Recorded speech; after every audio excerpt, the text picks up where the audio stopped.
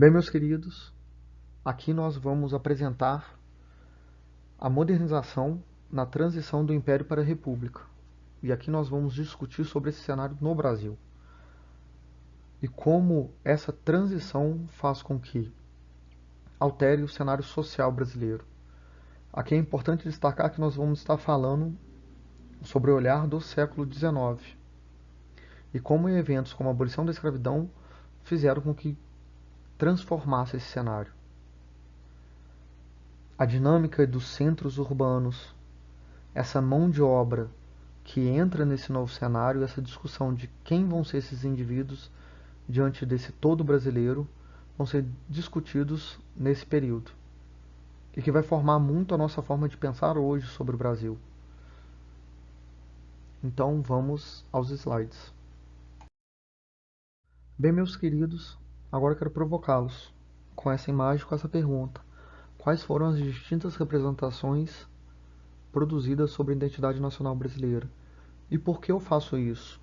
Porque, como disse anteriormente, nós estamos falando do século XIX, que, entre outras coisas, fala de um período da abolição da escravidão. E como esses ex-escravos agora vão ser inseridos numa sociedade como trabalhadores livres. E por causa disso, a eles vai ser destinadas leis.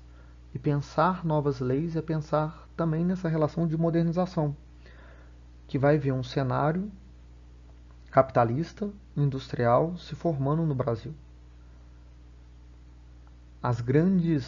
Os grandes latifúndios com a mão de obra escrava agora não existem mais. Aqueles ex-escravos vão começar a questionar os seus direitos e vão questionar sem a obrigação de servir a um senhor. Isso faz com que altere toda a perspectiva social brasileira. Então essa foto, que aparentemente representa uma senhora sendo carregada por dois escravos, ela vai deixar de existir. Então aqui, meus queridos, nós vamos falar sobre o abolicionismo como projeto de modernidade. Aqui eu quero destacar que essa ideia de modernidade ela vem de países estrangeiros, principalmente os europeus e os Estados Unidos, que começam a discutir o papel do homem, do indivíduo, e como ele pode influenciar nas relações sociais. Então só daí a gente já partimos de um princípio que como a escravidão é negativa. Como que a escravidão, esses aprisionados, eles não têm voz para discutir com os seus senhores. E isso faz essa cisão. Um senhor, ele nunca vai perguntar para o seu escravo qual é o interesse dele, o que ele quer, o que ele pensa para o seu futuro, como ele quer articular. Não. Ele simplesmente faz com que esses escravos trabalhem. Então essa cisão é algo muito negativo, principalmente nesse cenário que começa a se tornar, esse cenário mundial começa a se tornar mais urbano e mais industrializado. As pessoas e eu, nesse sentido de indivíduos, elas começam a se identificar e pensar sobre novas dinâmicas de ordem social. Algo muito simples como leis que favoreçam cada indivíduo é importante ser discutido. Agora pense, quais são as leis que eram destinadas aos escravos? Nenhuma. Só se ele roubar, ele poderia ser morto, ele poderia ser açoitado, mas só de uma forma mais perversa, mais com relação de controle. Ele não tinha um direito de ir e vir, que é algo muito comum diante de uma ótica social democrática. Então a gente vê já como que a escravidão ela opera essa cisão, ela distancia intenções, ela distancia classes. Isso se torna algo muito negativo. Já no segundo tópico, falando sobre a escravidão produzindo efeitos perversos sobre camadas livres da sociedade, o que seria isso? Os senhores muitas vezes não empregavam essas pessoas livres porque tinham seus escravos. E essas pessoas livres ficavam à margem da sociedade.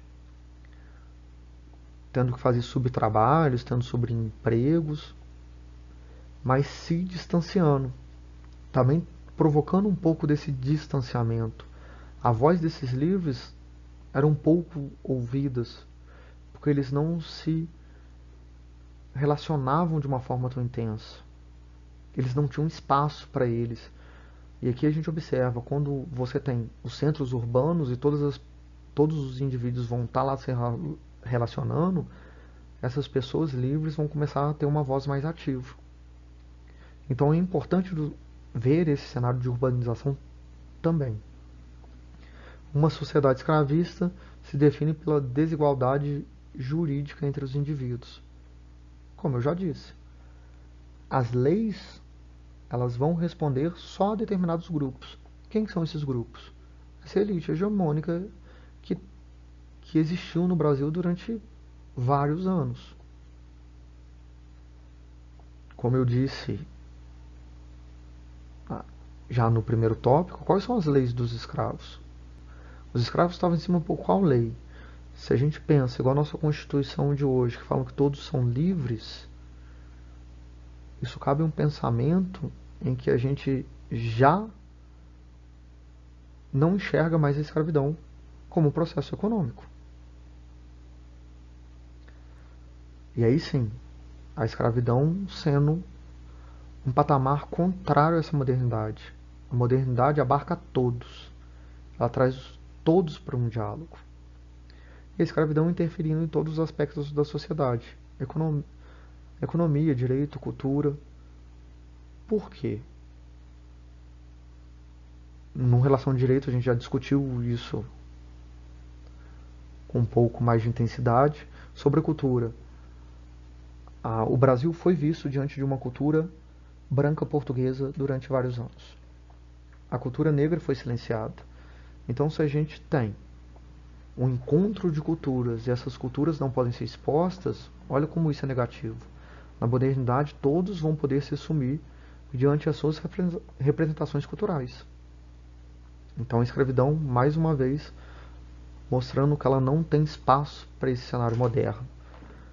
Diante da economia, se você tem essas pessoas livres, como dito no tópico 2, elas precisam estar reinseridas na sociedade com pequenos trabalhos ou com trabalhos agora formais, não informais, para fazer com que a economia gire, com que aconteça a economia. Então, esses trabalhadores livres eles começam a se assumir diante do final da abolição, e lembrando que esses ex-escravos eles se tornam trabalhadores livres também, porque eles vão ter que ser inseridos nessa sociedade. Então aqui vai um pouco desse processo da modernidade no Brasil, entrando em contrapartida todas essas características da escravidão, todas que eu digo, todas apresentadas.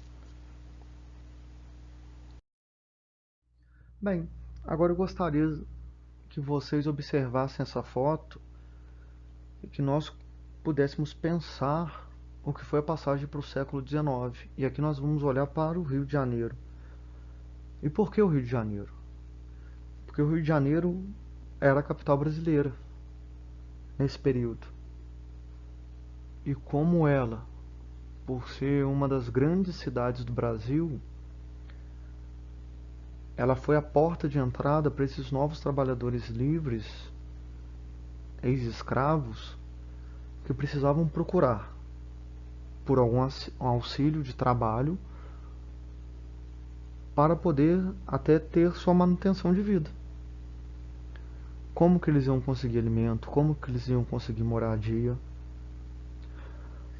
E aqui essa foto é interessante porque ela traz várias perspectivas.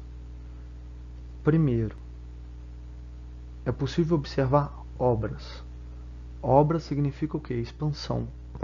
Então é preciso você ampliar uma estrutura que ainda tinha traços coloniais para atender esse novo encargo dessa modernidade.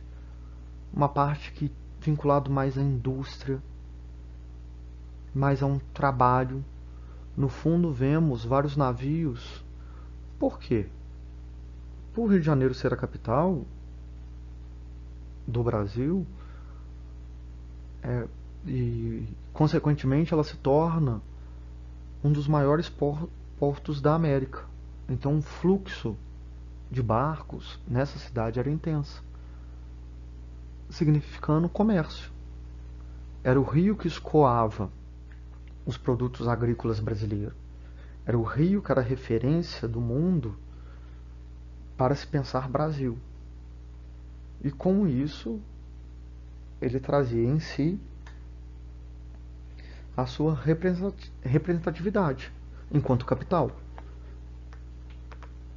sendo de lá os centros jurídicos, sendo de lá as universidades no Brasil que começam a ganhar prestígio, porque o mundo moderno ele precisa de uma nova estrutura de pensamento. Como dito no slide anterior, uma provocação que é cultural, que é econômica, que é legal em função dos direitos.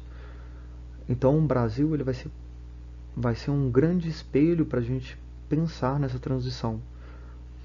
E aí a gente pensa, uma cidade que tinha um determinado número de habitantes e que já era alta por si só, agora recebe um número muito maior, que vem das grandes fazendas mais no interior do Brasil.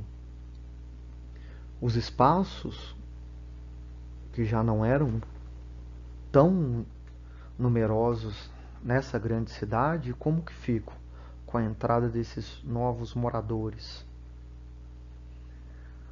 Como que essa sociedade que pensa nesse cenário rural vai ver esses ex-escravos entrando nas suas relações?